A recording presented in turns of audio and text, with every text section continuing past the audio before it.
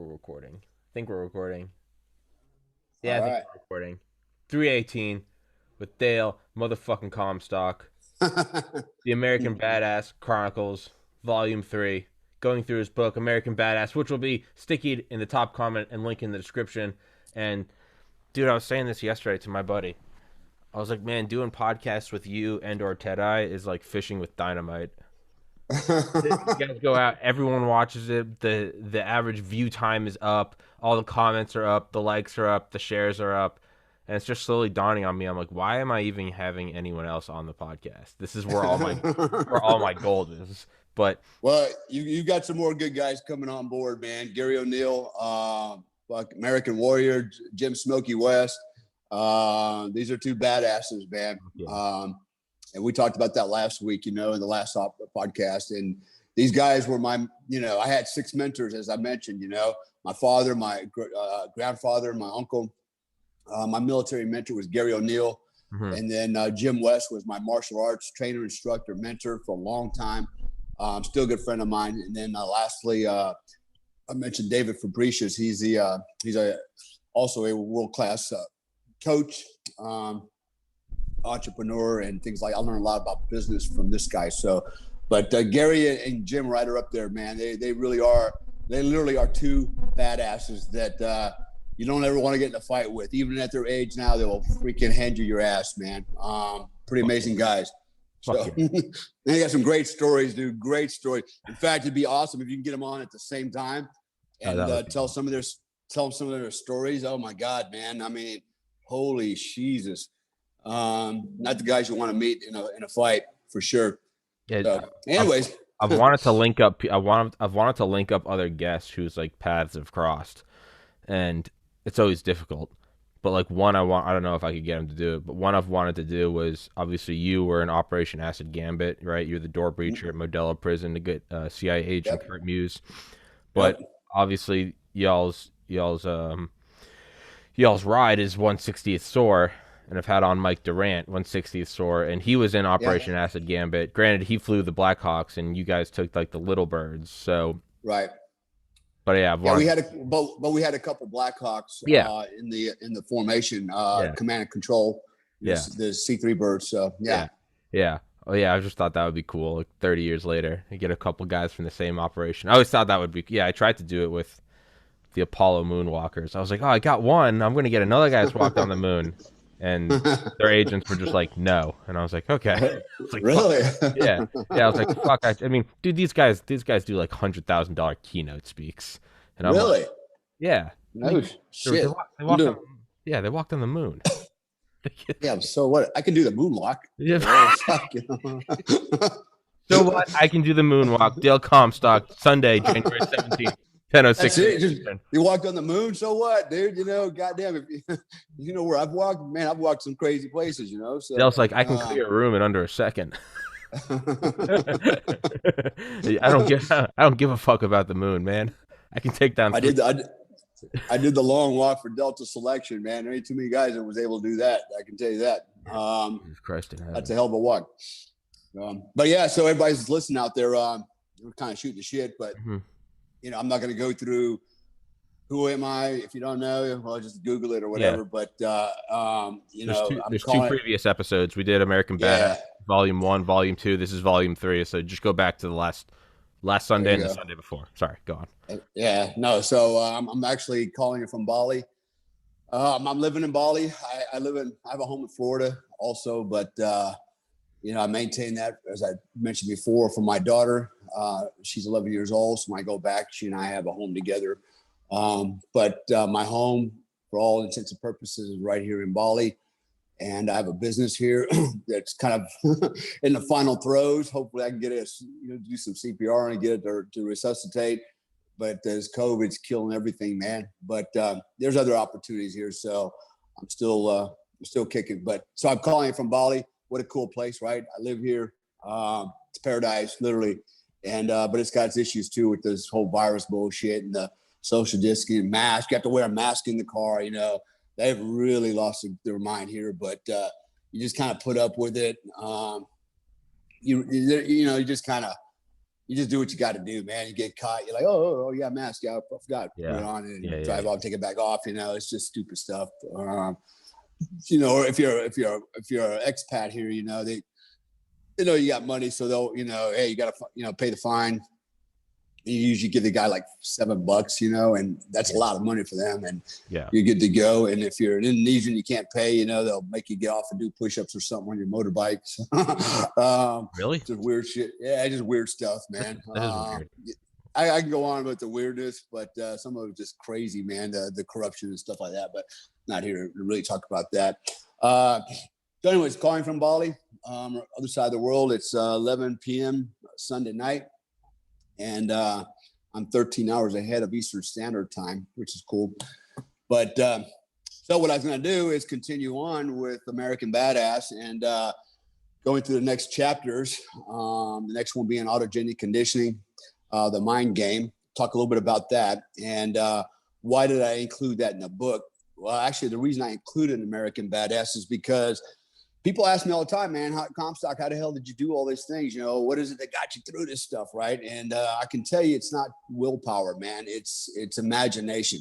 Yeah, I just said that, imagination. In fact, Emil Koo, he's the founder of autogenic conditioning, one of the forefathers, you know, one of the first guys to really buy into the autogenic conditioning game. And, you know, he'll say it, and he said it before, you know, it's not about willpower. You know, success is based on imagination, not willpower, as you know, right? We had this conversation last week, and you know, when you first talked to me, you know, a year ago, and you learned about autogenic conditioning and what it meant, and you started applying some of these principles, it created some realities for you that you didn't think was possible, and all of a sudden, wow.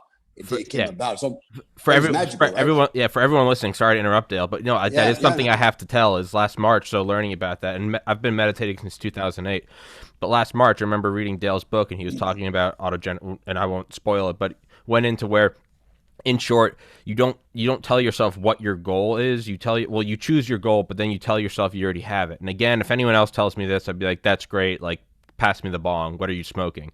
But when there's something like you, and I'm like, there's clearly, you know, you're a no bullshit guy. You're in Delta. It's okay. Let's put it to work. So one thing I started doing is like, okay, you know, a year ago, January last year. So March last year, 2020, 29 at the time, still living at home. But I was like, living at home, working at a liquor store, and I was like, I want this podcast to work. I was like, what do I want? Like, what would be enough to move out, to pay for my own health insurance, auto insurance, and everything? And I was like, I need to make anywhere from like 75 to 100K. And I was like, that seems impossible because I'm making like $200 a week at a liquor store. But in your book, you go, don't look, George S. Patton, don't tell people how to do a goal. Tell them what goal you want and let them surprise you with their ingenuity.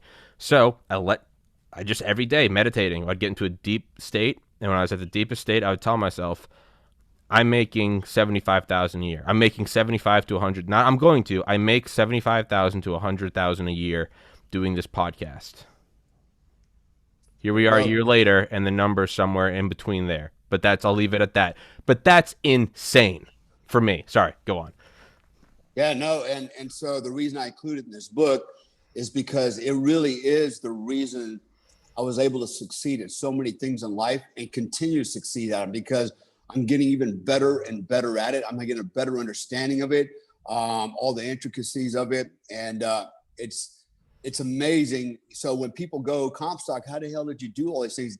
My first time when they asked me that question years ago, I thought, did what? I thought I was doing what everybody else was doing, right? I thought I was just keeping up with the Jones, all the other guys, you know, especially in the unit. And then I started to look at it a little closer and go, maybe I did do a lot, you know? And then I thought, well, as I started to analyze, it's like, well, how was I able to do so much, right? And for example, I give you one example, man. Towards the end of my career, about 3/4 of the way through, actually, I was in 3rd Special Forces Group, and I was a team sergeant on an A team. And I was married with 3 kids. I had a part-time business. I'm a full-time Green Beret. I was a professional boxer and a full-time college student, literally a full-time college student. I went to night school, logged in a lot of hours, and you know, and that seems like, so some people, I was like, man, it's a lot of shit to do, you know, to be a Green Beret and a professional boxer, Not just a professional boxer, but studying martial arts 3-4 nights a week, training 2 to 3 hours a night. You know, raising a family, taking care of my wife, and all the things I had to do. You know, it's you know, for me, it just seemed like, you know, that's just normal. Probably everybody does that. And now I look back, it's like, nah, it's probably not normal. And not everybody does that, but everybody could do that. And the reason they can't do that is because they have limiting thoughts, right? So I'm just a high achiever. And, you know, once I set my mind on something and I want it, I imagine it, I was like, man, I can taste it, I can feel it, you know, then there's nothing stopping me. So I'm going to kind of go through this autogenic conditioning piece of it real quick, because it's kind of to me, it's in a lot of ways, it's what laid the basis for my success, right? I can tell you, had I not understood this or realized what was going on, my life would probably be very different. And I will also tell you, most people, 99.99% of people out there have no idea what this is or how it works or that it's a thing. In fact, they'll roll their eyes when you talk about it, like, you know, it's some psychobabble, hocus pocus stuff, but, you know, right. But, it's real. Yeah.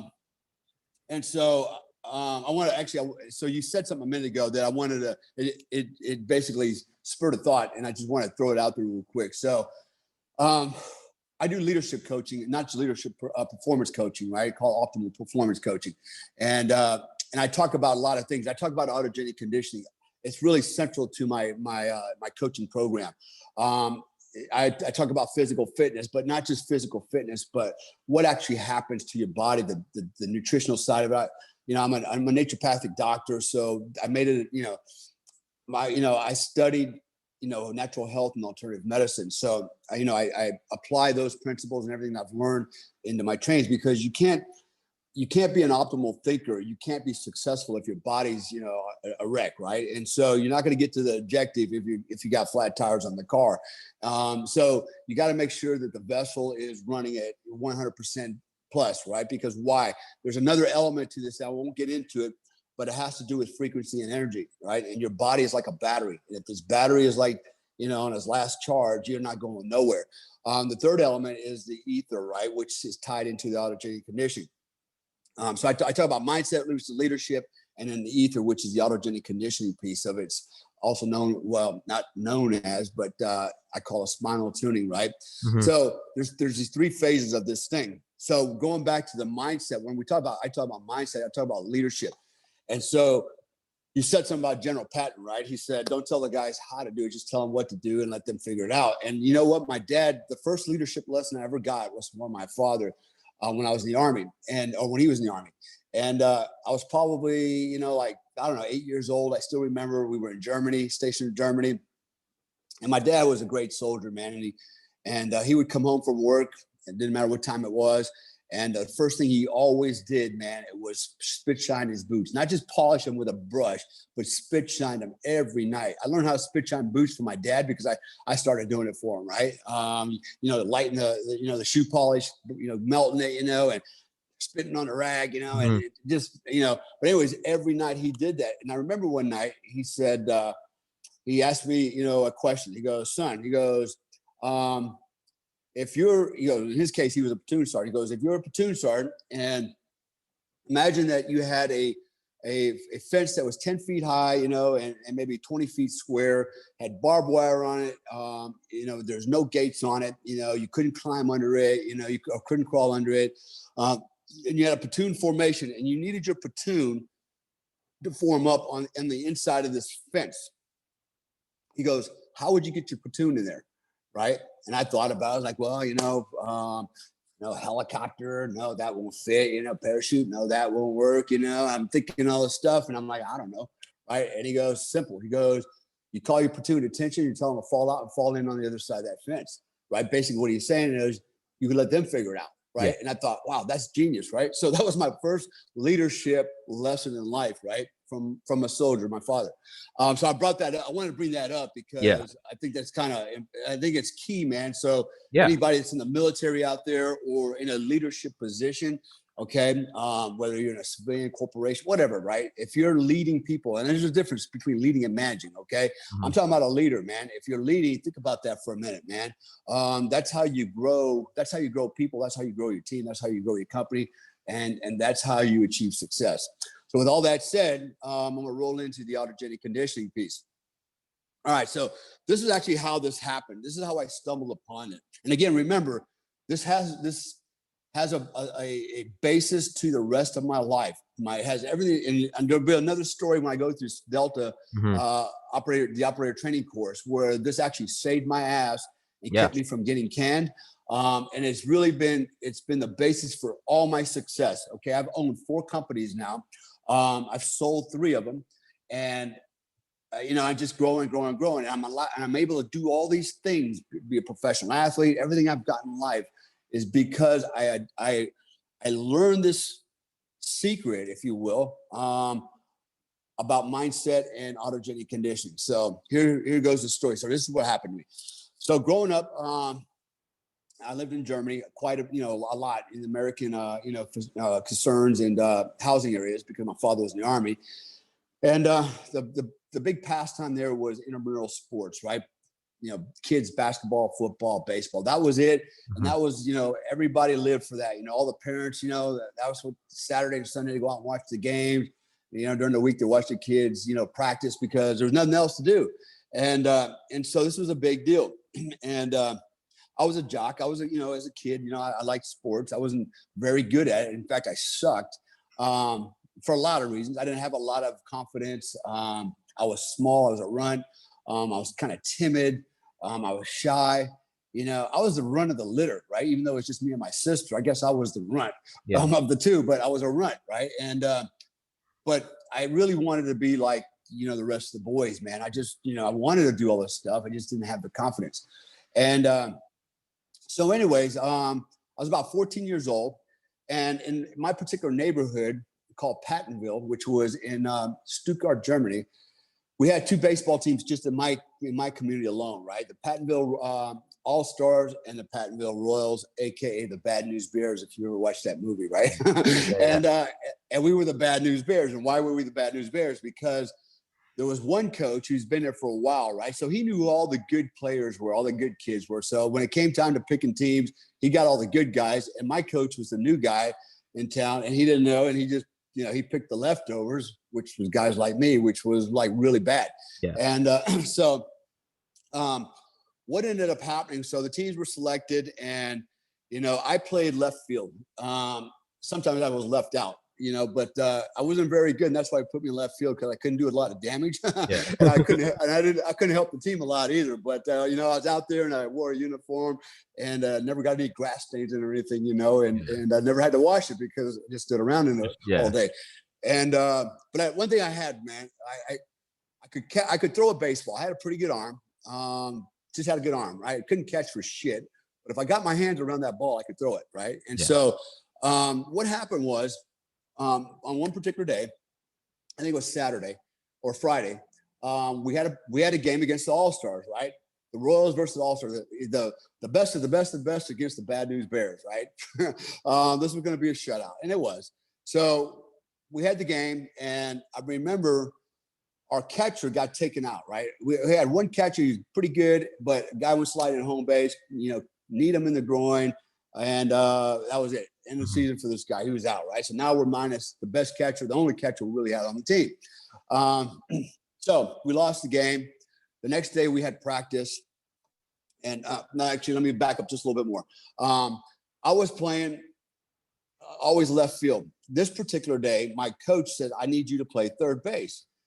Now, I'd never played the infield, right? And I'm like, oh, shit, And I could never say no, right? I'm the guy that's like, yes, sir, roger that, put me in, coach. And I'm thinking, holy shit, and I had no confidence to play third. I never played it before. Never played the infield. I was a left field guy, right? And so I knew and we were going to play these guys. And I thought, holy smacks, all this stuff started coming to my head. What if, guy hits a line drive, it comes right at my face, and I had no confidence in catching the ball. Like, what if I try to catch it and I miss and it hits me in the face, or what if this happens, or what if that happens, right? Nothing but negative thoughts. That's all I could come up with was negative thoughts, right? Mhm. So, it's negative energy, and I attract negative energy. So what happens? All those things happen, right? In fact, this one guy, I remember he was a big dude and he was really good and he was a really cool dude, right? You always have the cool dudes, when you're a teenager. And this guy cracks the ball. It's a line drive to third base. And I remember all time slowed down, man. And I could see this missile coming at me. and I remember in my mind going, okay, Dale, do you attempt to catch it and miss and get hit in the face because it's really going to hurt? Or do you kind of try to like catch it, pretend like you're going to catch it and kind of duck out of the way and let it go over you and pretend like you just missed, Yeah. And, I'm processing all this information in like in a split second. Time to slow down. Yeah. And I opted for the latter, like, I kind of half-heartedly reached up for it and kind of ducked and let it Duck, go over my yeah. head. And when I did that, man, I was rebuked by all the parents, man. They were like brutal. I'm 14 years old and they just freaking mauled me from the stand. In fact, they got out of the stands and walked over to the little box next to third base and were standing like chewing my ass. Right? I'm like, come on, Yeah. I'm sorry. And and of course my confidence was like, now it's really gone, right? And so it was one error after another, right? And everybody's like, come on, coach, get him out of there, And I'm like, holy shit, you would think we're playing for the world championship, and millions of dollars at stake. So I remember when it was all over, man, catcher got taken out. I went into the dugout and I waited till everybody cleared the baseball field. Everybody was gone before I came out. And I looked out there and like, okay, nobody's out there, and I went home with my tail between my legs, and I never gave up. So the next day we had practice. And I'll be damned. My coach says, Comstock, I want you to play catcher. And I thought, you fuck with me, right? Because you saw what happened at third base, right? Nothing. And if I can't play third base, what makes you think I'm going to play catcher, right? And it wasn't even up for debate. He's like, you're playing catcher. And so I thought, okay, this guy wants to just really fuck me up. And he's having fun embarrassing me. I didn't know what was going on or why it was happening, right? So not a quitter. I said, okay, I'll roger that. Put me in, coach, right? So I had about 30 minutes of practice before it got too dark to do any more. And, I'm getting all this input. I'm like really nervous, like, good Lord, I'm going to be catcher, guys swing at the ball and shit's going to happen really fast. And all the actions are going to be at home plate, and everybody's giving me, instructions and advice. Hey man, do this when this happens, do that when this happens. It was sensory overload, right? And I'm not doing good, right? The balls are coming. I'm kind of like missing, and it's hitting me in the chest and the face. I'm like, oh shit, but we're too deep. We're too far into this to make any adjustments. We got another game tomorrow in the morning with the All-Stars again. And so it's too late, man. You're it. Right? Yeah. I'm like, God damn it, man. So I remember walking home that night in the dark, and I'm thinking, what did I just sign up for, right? And so I started thinking, well, what if I just don't show up tomorrow? They got to replace me, right? And I'll pretend like I'm sick, right? So I'm thinking all this shit, right? And then I'm thinking, nah, can't do that, man. I'm a team player, counting on me, and I'm not a quitter, right? But I thought about it, and I just couldn't bring myself to do it. So I go home, and I'm in full panic mode, man. And it was about 7 p.m. in the evening. This is Germany, and it got dark pretty early, springtime.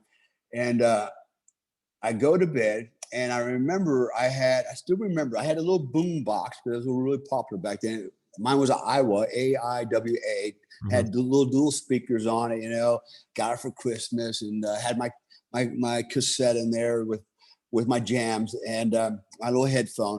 And I laid in bed all night long listening to the same song called Daz, Daz, Disco Daz by the Barcades. Right? And I never forgot that song. I love that song, right? And so I laid in bed for hours, hours and hours and hours. And all I did was in my mind visualize playing catcher.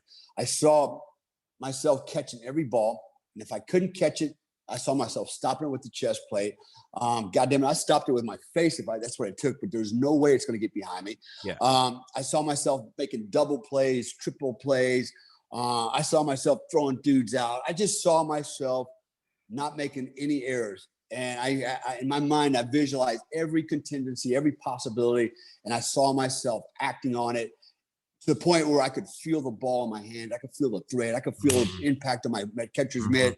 I could feel everything like it's actually happening, right? The sunny day, the breeze, the crowd behind me talking, blah, blah, blah, blah, blah, get that guy out of there. I could hear it all, right? Yeah. And so I did this for hours and hours and hours.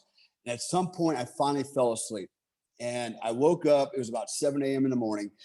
And got up, got dressed, got my gear, and I walked to the baseball field. And I never forget the morning too.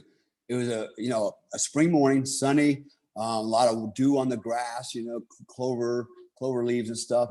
My shoes were getting wet as I'm walking. And I remember just walking, and I had this sense of calm about me. I was very sedate, very at ease, wasn't panicked, wasn't nervous, wasn't scared, wasn't overexcited. I was just like, very level, right? And it was a weird feeling, but I do remember it. And I show up at the baseball field, and I'm still very kind of stoic. And but I'm mission focused though. I'm focused, but I'm real cool. And my coach was like, Comstock, jock up, get out there, start practicing with the pitcher, right?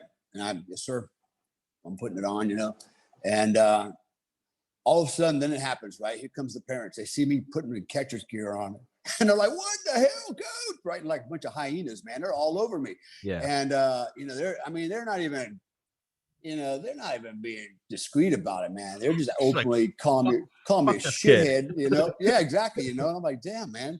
And my coach. So my coach taught me a second leadership example of my life, right? He stood between me and them. And he's like, you know what? He goes, I'm the coach. He goes, I decide who plays, when they play, where they play, how long they play. He goes, that's what I do. He goes, if you guys want to coach, be my guest. Otherwise, go back to the bleachers, sit down, and enjoy the game, and leave my players alone.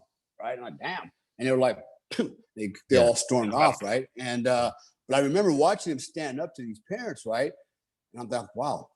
Very cool, right? He had my back. And so I'm practicing, and game starts, and then make a really long story short, everything I imagined in that night, visualized, happened.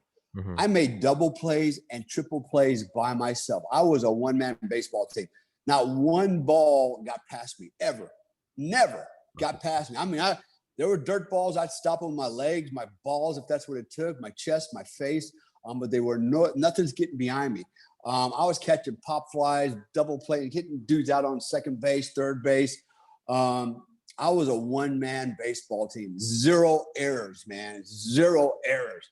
And when the game was over, I was awarded the game ball as the most valuable player of the game. It was amazing, right? It's like I was the MVP. I was a one man. I didn't need the rest of the team. I got this, man. You guys just go sit down. Yeah. And I mean, that's what it was like, right? And I played catcher from that point on. Thereon, right? I mean, I just smoked it, right? And so I walked away from that day thinking, wow, how did that happen? I went from 0 to hero. I went from a guy with no confidence yesterday, total failure, total dumbass playing. I mean, just a total fuck up. And today, I'm like the freaking most valuable player. And from there on, I'll kick some ass as a catcher. And so what happened? And I thought about it, and I didn't forget the lesson. The lesson was I focused. Yeah. And I didn't just focus, man. I felt it. In the here and now, like it's actually happening, man. Actually happening. And so that was a very important lesson for me in my teenage years. And I didn't know it had a name. I didn't know it was a thing. Nobody ever talked about that. It was like, and if I brought it to someone, like they rolled their eyes, like, yeah, whatever. Yeah. Right? They made all kinds of other reasons for it, and it didn't make, none of those reasons made any sense, right? It had nothing to do with determination or willpower. Had everything to do with what did I imagine? What did I believe and dream and feel, right? Like it's actually happening. I wanted to inject my own story, because clearly I haven't either. Yeah, go for it. I have to make this about me. But it's back before I knew it had a name, but I still meditated every day. Obviously, I've talked about it all the time. I graduated the University of Georgia in 2013. I was pre-med, I was a straight A student, but I studied for the MCAT, the medical college admissions test, for 9 months. And like that, you want to get into like the 50th or 60th percentile. And I'd been studying for 9 months, but I was like, I want to get, and I couldn't do it for 9 months. I just couldn't get past like 50th or 60th percentile, which is enough to maybe get in. But I was like, I want to blow this away. And I remember what I finally started doing in the last week, so studying from September 2012 to May 2013. I remember the last week, it was kind of like what you did. I didn't know there was a name for it. But what I did is I just started sitting down. I was like, I know the material. Like, I'm not going to learn it anymore. I know the material. And I would just meditate and I would really just focus on it. And I'll be like, I know what it's like. It comes up on the computer. I know there's a timer for each section. You got the writing comprehension. You got biology. You got physical sciences. I know there's 52 questions per section. I know I have 52 minutes. And then I cut it out and I had everything. And I was like, you know the material. The only thing that's going to change now is mindset. And I would just go through in my head. I'll be like, you know what it's like to get an A on a test. Like, I know that feeling of getting an A on an organic chemistry test. And I'd be like, take that and just apply it to the MCAT. Stop building it up as this monster. And I was like, what is it going to be? I'm going to get my test scores back. I'm going to look at it on my phone. I'm going to freak out. I'm going to call my mom. My dad's going to be proud. My mom's going to be crying. My other pre-med friends, they're going to be like, fuck yeah, you killed it. I'm going to go get drunk as fuck that night. Like, I'm going to get so drunk I throw up on myself. And I was like, I'm just going to go do it. And I remember the morning of the MCAT, I still remember it, May 30th, May 30th, 2013. I remember the morning of waking up and going to take it. But I still remember that morning, like you're saying, I can't remember another morning in my life or a day in my life. I mean, it must be that peace you have when you're going to like death row. Because it's what you're talking about. Just peace, not excited, I was just like, I got this. I was like, it wasn't a matter of if. I was like, it's over. I've got it. Scored in the 95.6 percentile, right? Yeah. So scored in the top 4 percentile. But I didn't know there was a name for it. This was 7 years ago. But to what you're saying, is it worked? Is it actually worked? And it still sticks out in my mind. And I know it worked because it wasn't just, here's my story. It's like, no, there I was interviewing at med schools with a bunch of other people who all went to Yale, Harvard. And I'm just sitting there like, I did something. And I don't know what it was, but it worked. But sorry, back to you. No, and so I'm going to talk about this more later on where, when I went through Delta selection, I made it to the unit. I made it through the operator training course. I almost failed out of the course. And I'm going to talk about what happened and how I was able to literally, in the span of 3 days, go from the worst student in the class to the top student in the class. And again, it had everything to do with, I had to go home, go to bed, and focus, right? And so that was the game changer. And I remember what happened when I played baseball, and I was in big trouble, and I thought, man, okay, what am I going to do? I know what I can do. I'll do the same thing I did when I played baseball. I'll do the same thing for this. And it worked. And it's been working ever since then. So that will come in the subsequent chapters as we go in the other podcasts. Sure. So moving forward, so that was one of a very important life lesson for me. Now remember, my father was in the Army for 20 years. He grew up poor.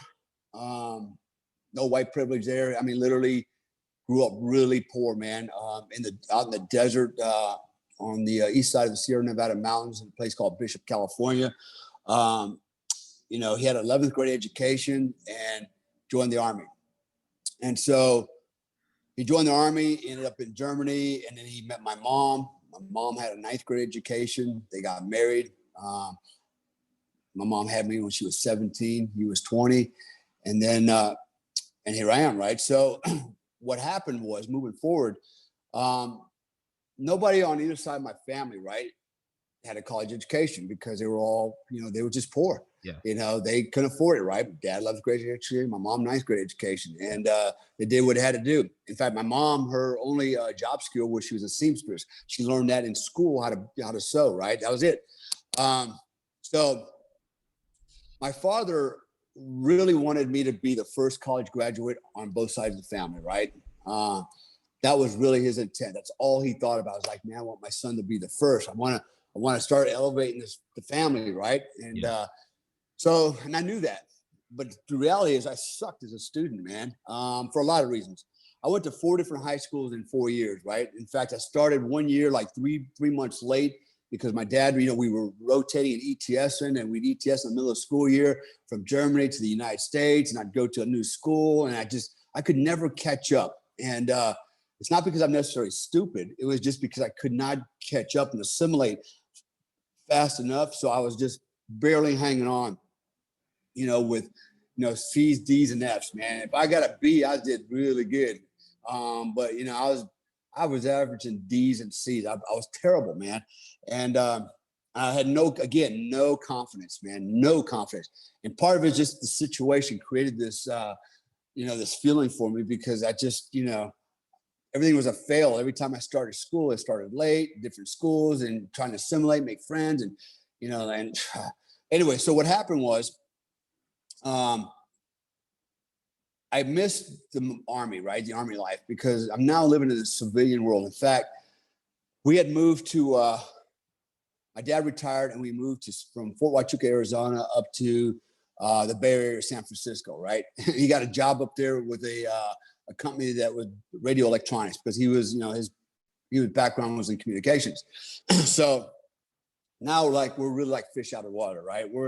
I'm living in this world that I'm living with kids that are not like, the kids I grew up with in the military. Not the same type of mindset, when you grow up in a military culture, your fathers and your mothers are in the military. That mindset is passed on to the kids, right? The discipline, the respect, all those things, dude. When 5 o'clock reveille, when that was playing, Lawrence Fly, everybody stood out there with their hands on their heart, along with the soldiers saluting, man.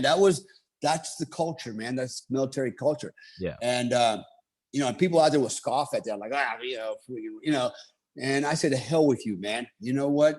To hell with them, right? So I missed that culture, man. I missed that, that world, man, where there was that culture, that camaraderie, that friendship, that discipline, that honor, all those things that made us proud, man, proud.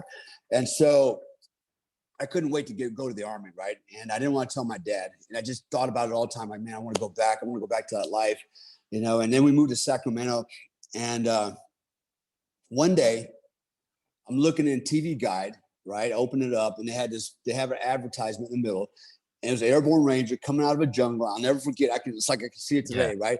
He's wearing a green patrol cap. He was wearing OG 107s. He had a rappel rope around his chest. He had a Car 15. He had camouflage on his face. And he's just coming out. He had this badass look to him coming out of the jungle, right? I go, that is it, man. That's what I want to do. And so then, just serendipitously, I get a call from a recruiter, Army recruiter, And I'm thinking about, like, yeah, let's go down there, right? And so I went down there, and I'll never forget. In my book, I call him Staff Sergeant Dodson, right? Just save his name. Little redhead Irish dude, Staff Sergeant. Freaking guy could talk. He was funnier than shit, man. Just a wild man. And I show up in his office, sit down at the desk, and he just starts talking about, things like, communications, and electronics. We didn't have computers back then, and it sounds like a long time ago, right? This was like 1980, right? And so, and he's, talking about, everything that I was not interested in. And I'm just kind of like looking at this crap on the table. And I go, Sergeant Dodson, what about Airborne Rangers? And kind of eyes got big, kind of smiling, like, shit. He wiped the whole desk clean, pulls out one little thing about the Airborne Rangers. He goes, bam. And I'm like, that's it. That's what I want to do. And he's like, we'll sign right here and we're good, right? So sign me up, right? And he's like, hey, if you can bring 2 more guys in, on this delayed entry program, which was a year out, right before we graduated high school, he goes, we'll promote you to E2 right away. You go in the Army already in E2 instead of E1, and you get a $3,000 bonus. Holy shit. So I recruited my 2 best friends, right? I talked him into it, right? And my 2 best friends to this day are still my best friends ever, man. They're my brothers. We went to high school together. One of them's a black guy named Kenny, and the other guy's a Mexican named Joe. And we were the best. To this day, we're still the best friends, right? And so the three of us, the Three Musketeers, we signed up together and we went into the late entry program. Now I had a problem though. I had to tell my dad what I did, right? And I did. And when I told him, he was not happy. He was actually sad, right? He wasn't mad. He was just, I could tell he was very disappointed. Yeah. And I saw it in his eyes, like, oh shit, you know, I really screwed this up. I thought he was gonna be proud of me because I wanted to be a soldier too, right? And he's like, son, you know, he used to tell me you wouldn't do good in the Army. You don't like getting up early, you're lazy, blah, blah, blah. You know, give me all those reasons why it sucked being a soldier. And here I go, right? And so when I saw how bad I disappointed him and the fact that I thought you were going to go to college, you know, I was like, look, Dad, I said, I'm going to get my college degree. I promise I'll get a college degree. Let me join the Army. I want to be like you. I want to go back to that, but I'll get a college degree, you know, I'll do it, right? And that was my promise to him.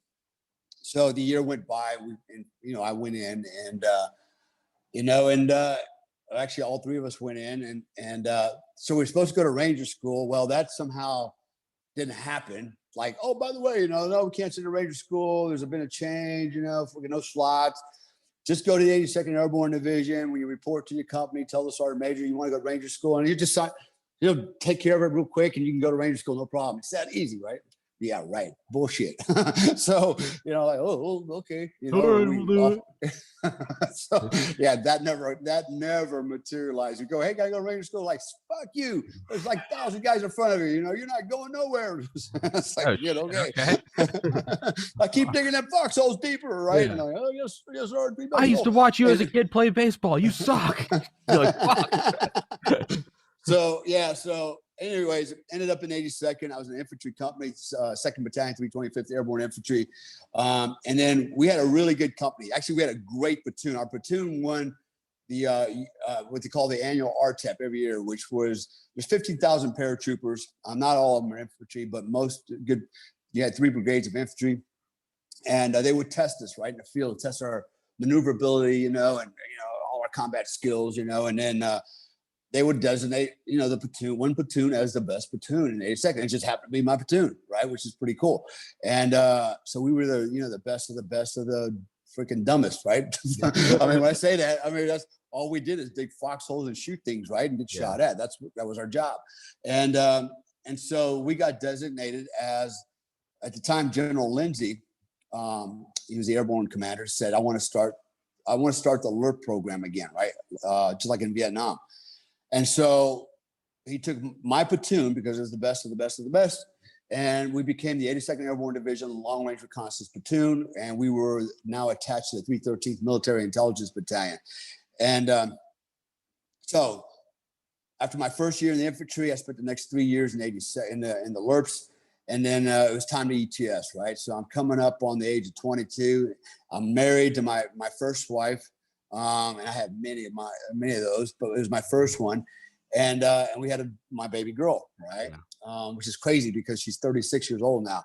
And so, so I'm at this crossroad. I'm like, what do I do? Do I stay in or do I get out? Because, you know, this digging foxhole stuff's just not that exciting. And, you know, and carrying a rucksack around all the time. And I just felt like I wasn't being challenged and I wanted to do more. And I just didn't see where that was going to happen. And so it actually kind of made me want to get out of the Army because it had a negative impact on me. So I remember thinking, you know, maybe I should get out, go back to the civilian world, you know, and do something cool there, you know. And then now backing up just a little bit, probably about a year earlier, we went to Britain, to England, and my platoon trained with the 22 SAS, their long range reconnaissance patrols, right out at Hereford, England. And they showed us their video of their selection process, which is where the Delta Force selection process basically derived from. And I remember, you know, they go, okay, you know, we had like 50 candidates started, you know, and as the course goes along, you know, candidates, you know, they don't make it and they put little red X's on their faces. And then at the end, there was like 2 of them left, like, damn, you know, freaking, you know, anyway, so I thought, man, that's pretty awesome, you know. And they showed them, you know, humping through the what we call the Brecon Beacons, you know, the mountains and stuff. It's cold weather, you know, and wow, that's pretty cool. But I didn't think that was gonna, you know, okay, that's Britain though. So, but then about a few months later, we got back. Now I remember my platoon. We were out in the field, and on Fort Bragg, out in the middle of nowhere, out in the woods, just way out in the woods. And the sun was just coming up, and we were called stand to, right? So what you do is right before at dawn, before the sun's up and the first light comes up, we call it before morning nautical light, twilight, right? And so anyways, as it starts getting light, you have to be up, stand to, right? Because if the enemy's going to attack, that's a good time to attack, right? While you're still sleeping and shit, they can kind of see what's going on and they get the jump on it, right? And so this goes way, way back to, the Civil War and probably beyond that, right? It's just military strategy, And so it was doctrine. And so we're laying there that morning, I remember, in a little perimeter. And you're freezing, you're soaking wet, and standing to, for an imaginary, adversary that's not out there, but pretend like he is out there. And I'm laying there with the guy next to me, pointing my gun in the woods, and can't wait to go back to sleep or eat my sea ration.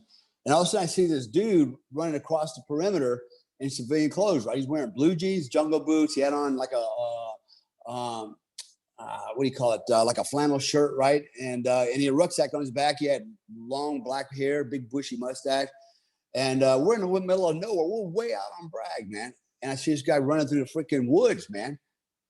And I looked at the guy and I said, what the hell, man? Who is that guy? Who is this, man? Right? It's like, it was like spotting like spotting Bigfoot, right? And so he goes, you don't know who that is?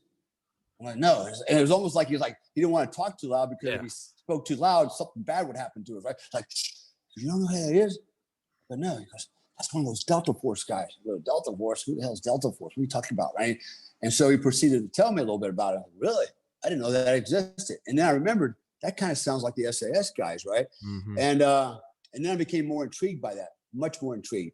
Now, I always told my father that I wanted to go to Special Forces, be a Green Beret, right? I said that was really my objective, but it didn't look like I was going to get out of the 82nd. It just didn't look like it was going to happen. And then right before I ETS, I remember I called my mom. I said, Mom, my time is almost up, and I was wondering, I got my wife and my little baby girl. I was thinking, maybe we can come home and live with you for a little while until we get on my feet, get a job, and move on, right? And I remember my mom, man, her answer was no, not no, but hell no. And I'm like, whoa, I wasn't expecting that. I thought come home. So she's like, no, don't you dare come back here. Don't you be bringing some woman and a kid too. Yeah. Holy shit, right? So now I realize I ain't got nowhere to go. But stay here. Well, I just happened to get a recruitment letter from Delta Force saying that I was eligible to come out and apply, right, to try out, right? And so everybody thinks because they get the letter, Delta Force wanted me, they sent me a letter, but I didn't, I had better things to do. Right? It's all bullshit, right? Yeah. It's just what they did was they screen all the records in the military, right? And they have a minimal requirement that you have to meet, right? And it's a lot, and it's minimal age, UCMJ, actually gets you ever, certain GT scores. There's all kinds of stuff they look at, right? And if you meet the threshold, they send you a letter, say, hey, you're welcome to come out and put in an application, right? And the application process is basically background checks, actually a psych evaluation, physical fitness test, a bunch of other stuff. So I'm thinking, well, damn, if I got to stay in the Army, man, I might as well go for the gusto, right? Yeah. I mean, I'm just going to go to the top, right? Yeah. And be the best of the best of the best. So, and so I decided, okay, I'm going to re-enlist and I'm going to go to Delta. That's what I'm going to do. Knowing that my chances of making it was like 0, right? Why? Because I was young. The average age was 33 at the time. I'm 22, just going on 23. 22 was a minimum age, right? I just made the cutoff. I had the minimum rank, minimum cutoff, minimum everything. And the odds of me making it was almost 0, right? Because I didn't have the experience like all the other guys who want to go there. These other guys were going to be, they've been around for a while. They're Rangers, Green Berets, And so I decided I'm going to do it. If I'm re-enlisting, that's what I'm going to do. And so I went to the application process, went through all that, and then lo and behold, wasn't too long after all the background checks were done, they're like, hey, well, you're eligible to come to assessment and selection, right? Like the next step, right? And so, okay, cool. So So at that time, right before, I trained like a madman too. Trained like a madman. Now, what most people don't know, and most people don't make selection the first time. I didn't make it the first time. Okay. I made it right up to the last damn day. And there's a reason I didn't make it. And it had to do a lot with, at the time when I went through, they had the 100-year floods in West Virginia, and the Cheat River went 12 feet over its banks.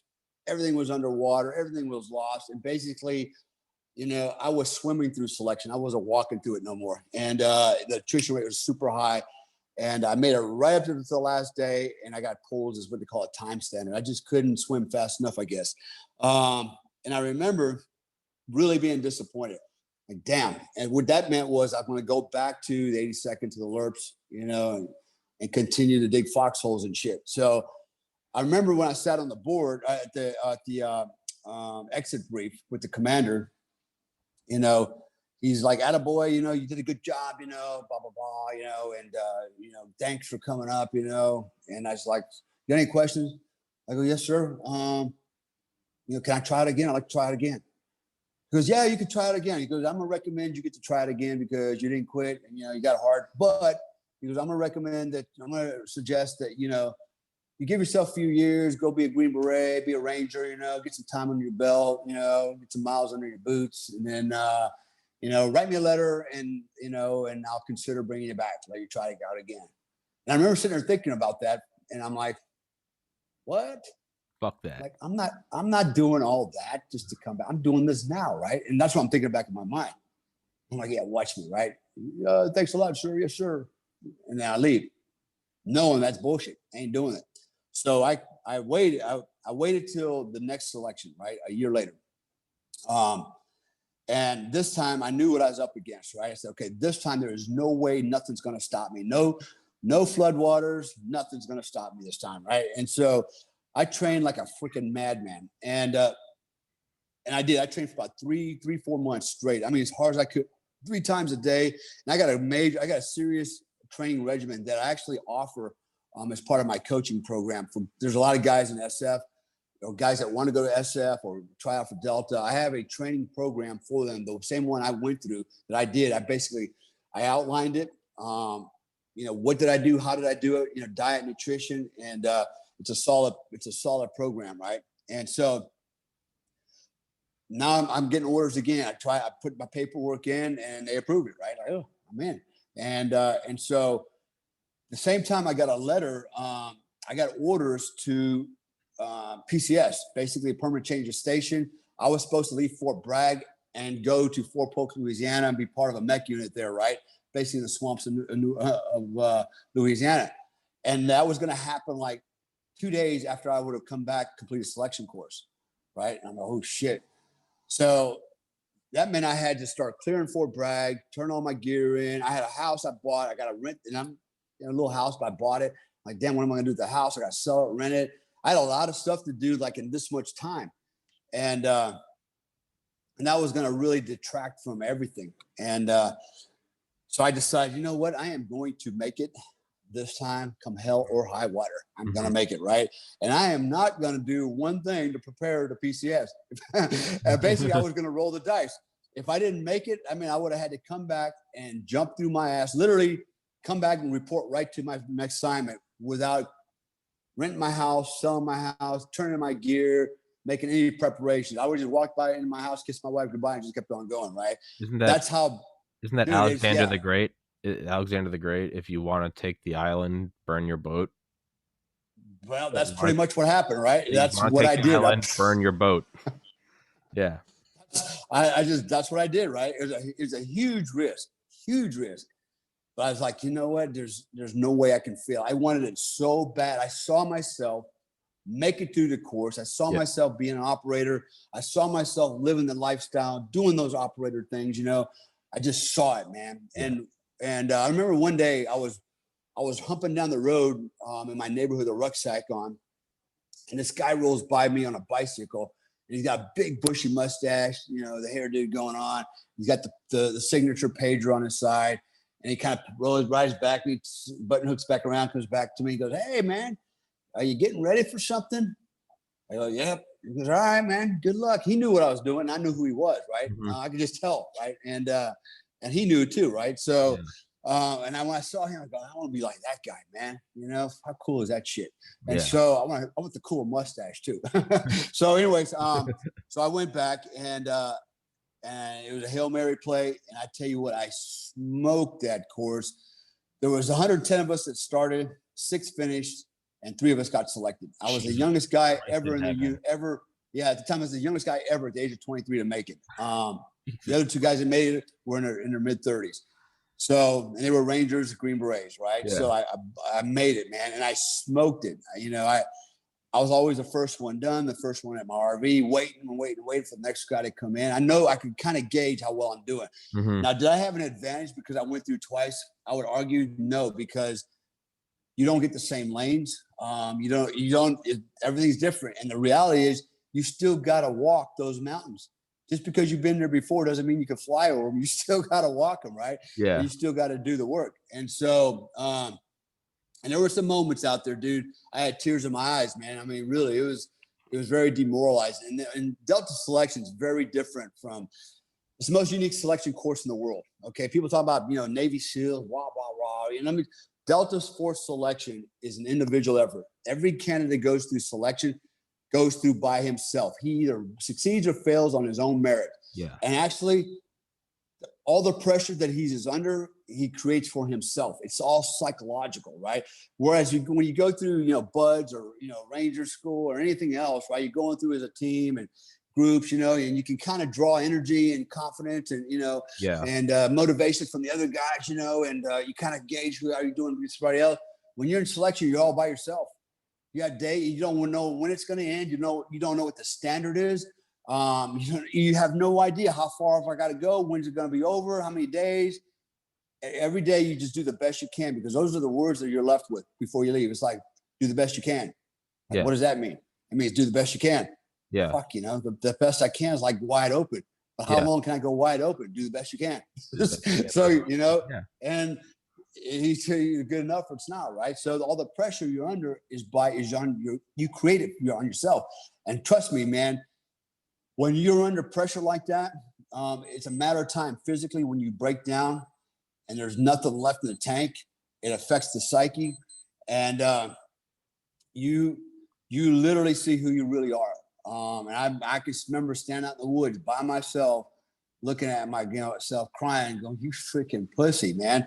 Is this what you're all about? Is this what you want to be? Yeah, yeah, and you reach deep, and deep, man, really deep to make it through. And most guys just can't reach deep enough. That's why 3 of us got selected out of 110. And that happens twice a year, by the way. And they had selection courses where 1 guy made it. So anyways, again, this had a lot to do with the mindset piece of it, seeing the outcome. But anyways, I made it, right? And I dodged the Fort Polk bullet. And I thought, "Ooh, that was close." Thank God, man, I made it, because that would have been a train wreck right there. And so anyways, I made it through, and, and that's how I ended up in the organization, and became a life-changing event for me, And so, I spent almost 10 years over there. While I was there, I had an opportunity to go through the Special Force Qualification course, become a Green Beret. I did my time in the 82nd. So really for 20 years in the Army, I was either kicking indoors or humping a rucksack. And with the exception of about a year and a half, where I was the assistant ops NCO for 3rd Special Forces Group. So, looking at the time here, we're almost an hour into it. So I'm going to say, we can just jump to Sunday, man. I don't care. Yeah, I'm going to kind of recap it right here. Sure. And then, and when I'm looking at my notes here, actually my book, right? Yeah. There's a thing towards the end here, right? When I joined the Army, at the time, the Army motto was "Be all that you can be," right? Be all that you can be. That was the Army motto. And I actually live by that motto to this day. I still say that to myself. When I look at something that I want to do or I'm interested in, I tell myself, be all that you can be, do it. Mm-hmm. Right. And that gets me going, man. Be all that you can be. Are you being all that you can be? Right. And that's really important. And then later on in the Army, they changed it to the Army of One, mm-hmm. right? Which was, and the reason they changed it to Army of One, because they realized that, the new generation was actually very self-centered. It was all about what's in it for me. A different psyche, right? With the new, the new generation. And so they changed it to the Army of One, because you can go in the Army as one, and you get to do all this one-man army shit, and get all this stuff, and they found out that was not that didn't work out too good. Right. Had a different mindset. So I'm still stuck on the be all that you can be, mantra. And I still think about it, every day if I want to do something or I'm interested in something, it's like, be all that you can be, do it, man. Yeah. You only got so much time on the clock, man. And, use it up, man. Be all that you can be. Yeah. So anyways, that was kind of how I ended up in the Army. I ended up in the 82nd Airborne Division as a LRP. And then, I made that transition at that 4-year mark into the Delta Force. Now going back a little bit on the time in the 82nd, it was an important period, and for me, because being in the infantry, that was hard time. It was hard time. We'd go to the field for 6 weeks. Didn't matter what time of year it was. And we went out with minimal shit, man. You didn't bring a field jacket out. You had a sweater or a field jacket liner. You put on your uniform. That was it, man. You didn't bring a sleeping bag. We literally slept in wool blankets, right? You hump a wool blanket to the field and a poncho. And then they came out with poncho liners, right? Which is a nylon liner, which, they're actually pretty warm and they're very lightweight, but, a lot lighter than a wool blanket. But that was it, man, and you carried, sea rations in your back, cans of food, and, steel pots. And this was post-Vietnam era, not far behind it, In fact, my platoon sergeant, I remember, was Sergeant Wilson. Sergeant Wilson was with, I believe, the 1st of the 7th. Cav, and he looks like Sergeant Barnes from Platoon, right? Looked just like him, talked like him, everything. Yeah. Now that I look back, right? And so he was our platoon sergeant, and he is a Vietnam vet. And this guy was hardcore, man. He'd been there, done that, And I actually learned a lot of things from him. And there's some things that I actually apply today in my coaching program. Some of the things that he had taught us that were very unique, and I think it has a serious application into success and in this other space that I'm in when it comes to coaching. I'm going down my notes here, so I'm looking at a couple other things real fast. Yeah, so next week we're going to talk about Operation Urgent Fury, which was my first deployment, which was in Grenada, and how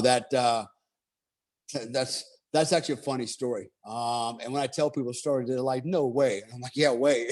I literally walked around the island by myself. I got dropped off in the middle of the night. Yeah. And so, anyway, so we'll pick it up from there, and then we'll continue to march. We'll go into, start talking a little bit more about selection, going through OTC. Yeah. And then my other experience with autogenic conditioning and OTC, and how Yosemite Sam. The lessons I learned from that baseball game carried over, 10, 12 years later. And actually it was that lesson that allowed me to become a Delta Force operator. Had I not had that experience of that lesson early in life, I would have never made it through. And so, so there's a lot more to cover. And we'll break it off right there, I think, and because it's actually midnight. I'll let in Bali, Indonesia. I always forget when I'm talking to you. I'm like, let's just keep going. I'm like, my day's getting started. I'm like, Dale's, it's midnight. No, actually, you know what? And to be honest with you, man, it's not even. I'm on my own clock, man. And, I really don't have anywhere to be in the morning. But I do have things to do, and I'll just, organize my day. But I try to kind of keep some kind of a work schedule, day schedule. Yeah. And, sometimes I have to remind myself, dude, Comstock, you're your own boss, man. And for everybody that's listening out there, just paying attention to this podcast, you know, if you're wondering a little bit about, you know, what am I talking about? I live in Bali, Indonesia. I've lived in, worked in, or, you know, visited over 90 countries in my lifetime. I've lived and worked in Hong Kong, Europe. And so since the time I retired out of the military, which was in 2001, we're talking 20 years ago, you know, I've always been my own boss. You know, remember what I said earlier in the story, you know, I was as dumb as a rock, man. I barely graduated high school. In fact, I had to take summer school classes just to make sure I had enough credits to graduate high school so I could go in the Army. I was that far behind. And I wasn't gifted or anything like that. And so didn't have a lot of money. I didn't have any more money than any other, you know, guy that master sergeant retires, you know, after 20 years, you know. I have a retirement check, which, you know, my ex-wife gets half of that just for child support payments, you know.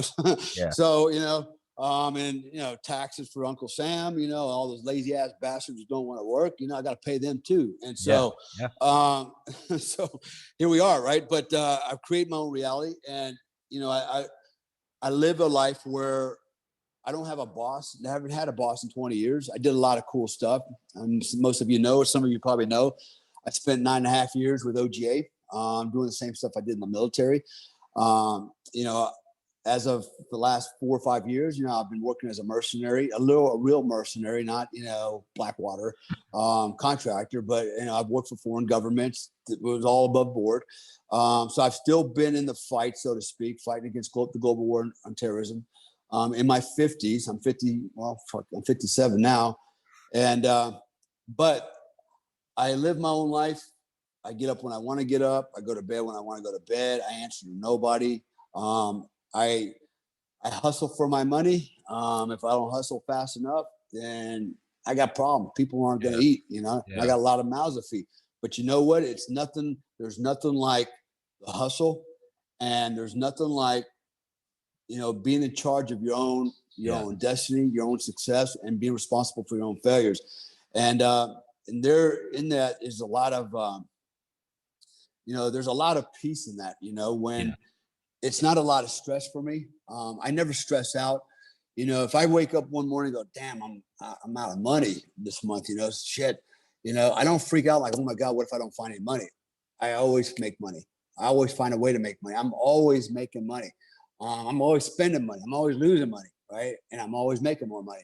I'm never afraid that I can't succeed. I know I can. And it has a lot to do with that mindset we've talked about earlier. And it's funny how that works. It's funny how that works. As long as I'm not going, oh my God, what am I going to do? And as long as I don't see myself broke and in trouble, I'm okay. I have to see the money coming in. I always tell my wife, don't worry, money's coming. I don't know where it's coming from. It's coming. I know it's coming. I hear the whistle blowing. It's coming. Right. And it comes and it shows up. There it is. Just like always. Right. And so I do have to work. I do have to hustle. It doesn't like just fall out of the sky. I wish it did, but it don't. You know, I have to invoke what's called the law of action. Okay. One of the universal laws. I got to do something. And so I create my reality again. Right. I organize it and construct, you know, the life that I live in, you know, the times, the time management, the people around me. I organize everything in a way for success, right? And so it's a great feeling.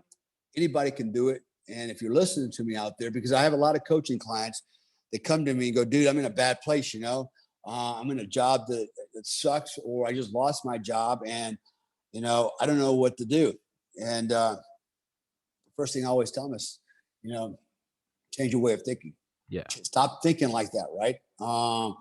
Think positive, you know. And what does that mean? You know, it doesn't mean, well, you know, I'm gonna succeed. It's when I say think positive, I'm thinking about that positive imagination that you and I have talked about earlier, right? See the future the way you want it. See it and feel it like you're living it right now. And it will become so, right? But don't just sit around waiting for it to come to the door. Invoke the law of action, right? So that's part of my coaching program. So I guess that's kind of a plug for my coaching. I'm actually partners with Joe Tedai. We have a company called Tier 1 Performance Coaching. And, you know, Joe's a good dude. We're good partners. And, you know, there's guys out there that'll, you know, have thrown him under the bus falsely, wrongly. And I can honestly tell you that now, and I'm going to take the second here to explain it. explain that because I'm sure there's people out there going, Joe Tedeye. Joe and I have been downrange together. All right, slinging lead. So anybody that says he's stolen valor, it's all bullshit. Okay, we know where that started, where that stems from. Joe is very, very accomplished. All the things he said he's done, he's actually done. I have verified it myself. I've seen all the documentation, and because of the organization that he and I both work for, you don't get in until you pass the polygraph, and you don't get in until you go through a very arduous background investigation. It's probably harder than any military background investigation. Some would argue, well, it's the same thing. No, actually, it's not. Anyways, it's a level above. And he is legit. He is legit, and that's why we're partners. You know, that's what I tell people is whenever anyone's like, Joe, I thought there was stolen valor. I thought there's like drama around that name. I always tell them this: the day after you and I did our first podcast, so March of last year, episode 50. Remember, you called me the next day, and one of the things you said, you're like, I want to have on my buddy Joe Tedeye. I never watched TV, so I had never seen this shit, so I didn't recognize the name. You were like, you may have heard that name, and I was like, no. You're like, there's like drama around that name, and I was like, okay. And I remember you said, Tom, I vouch for him. And to me, so whenever anything's ever come up, I always just say, I'm like, Dale Comstock. Oh yeah, I love it. He's my favorite guest. I'm like, Dale vouches for him, so I take that, and I don't need any more. So I respect you through and through. So when you say, Tom, I vouch for this guy, like I've been downrange with him, that's just my response to people. They're like, what do you think? I'm like, Dale's giving me the green light, and that's all I need. So, me and all my friends, who the most we've ever done is like shoot an airsoft gun. So when you're like, hey, I vouch for this guy, we've been downrange, like I've trusted him with my life, I'm like, that's all I need. Just game over. Like if my dad tells me, hey, I trust that guy, I'm like, my old man's not going to lie to me. The same thing with you. I'm like, Dale trusts him, and I'm like, it's done. That's it. I don't need any more. So go eat a dick, you dirty communists. Yeah. If you look at Joe's his resume, his bios, he's very well accomplished as well. Yeah. Absolutely. Together between the two of us, we feel like, there's a lot we can teach people, man. Not just about, rah, rah, rah, you can do this, look at me. It's more, I actually get into the science of it, deep into the science of it, as you know. We just talked about autogenic conditioning, and that is actually based on science. Yeah. In fact, Albert Einstein said the same thing. Success is about frequency. It's not about philosophy. Yeah. And I wholeheartedly believe that. So we have a program that centers on that, and we do train a lot of vets. I do it particularly, preparing them for special forces training, whatever the hell they want to do. I train a lot of cops. I train businessmen, bankers, other coaches, on and on and on. But at the end of the day, again, the message I guess I'm trying to put out there to everybody is, the world is what you make it, man. And you can do whatever you want to do if you can see it and feel it.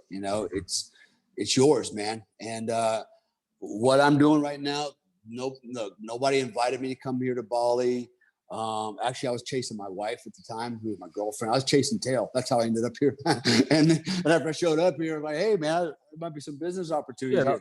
Right? I did my so I did my analysis. I go, yeah, I could do something here, and if you think about it, here I am, American. There's not many of us here, in fact, in Indonesia. And it's a Muslim country. It's about 97% Muslim. And I show up here and go, I think I can do something here. I'll figure it out, right? And so here I am. I'm in Bali. I got a security company, got my office. I deploy canines, right, for hotels and and other venues. And I do some really cool stuff here. And if I can do that, anybody can do that. Remember, my dad had 11th grade education, my mom had a 9th grade education, and I was a CDF student. Yeah. I'm not gifted, but I worked hard, and all, FYI, in the Army, I started out with telling the story about my father wanted me to go to college. Well, I got my bachelor's and my master's degree while in the Army, while a Green Beret and a Delta Force operator, while an infantryman, kicking indoors, carrying a rucksack. I got my master's degree and my bachelor's degree. I got my doctorate a few years later, working for OGA, downrange. I earned my entire doctorate downrange in combat. Okay, if I wasn't out putting holes in people or lifting weights or sleeping, I was studying. And I managed to pull off a doctorate in 17 months, right? So, It's what you put into it, man. Comstock, the American badass. Jesus Christ. All right. Anyway, yeah, Well, we'll leave it there, man. Yeah, but we'll leave it there. But I mean, I just real quick, last like 30 seconds. But that's what I always get back to. So when I talk to people about autogenic conditioning, and I'm like, I've been meditating my whole life. I didn't know there was a name for it. They're like, where are you getting this from? I'm not getting this from some dirty hippie girl who's never shaved her armpits. I'm like, no, this is from this guy. That's the only reason why I give it weight, is because it's, if some dude who sucks at everything is telling me how to throw a football, I'm like, fuck off. If Tom Brady is like, I throw a football well because every morning I put tapioca pudding on my balls, I would be like, where do I buy tapioca pudding? Because you have 9 Super Bowl appearances and 6 wins. Where I'll go buy a gallon of tapioca pudding. Everyone's like, why are you doing that? And I'm like, because he did it. So fuck off. So that's how I look at it. Not saying that you're saying put tapioca pudding on my balls, but autogenic conditioning. Also, I never in my life once thought that I would be talking to a guy from Delta Force about putting tapioca pudding on my balls. So you know what? Life is full of surprises. Dale Comstock, same time next week, 10 a.m. Eastern time on Sunday. I guess that will be the 24th. And yeah, we'll get into the next chapter. All right. Cool, man. Stay safe. Thank you. God bless America. Bye-bye. Stay safe, everybody.